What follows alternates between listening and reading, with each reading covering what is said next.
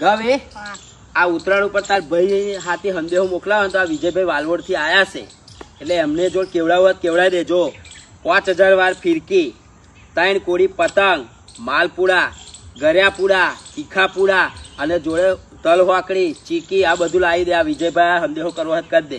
હું ફોન બોન એને કરવાનો નહીં દર સાલ ની જેમ. અલે ઊંધિયું કહી દેજે બોલ ને પછી.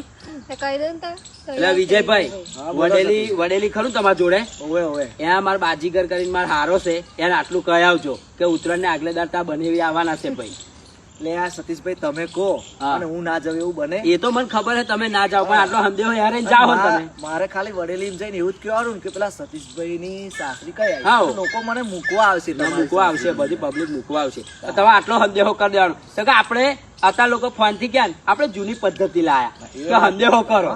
હું તો કાગળ લખું ભયા ટપાલ લખું એવો છું. બરાબર અત્યારે લોકો આપણા દેશની સંસ્કૃતિ આગળ વધારાય પણ આપણે જે પાછળ વાળી હતી ને એ સંસ્કૃતિ આ તમે વાપરીને બહુ એટલે મારે એવી જ ઈચ્છા છે કે હવે પછી હું મારે હારી આવે તો કાગળ જ લખું. જતો યાર એને જ નીકળો. બરાબર.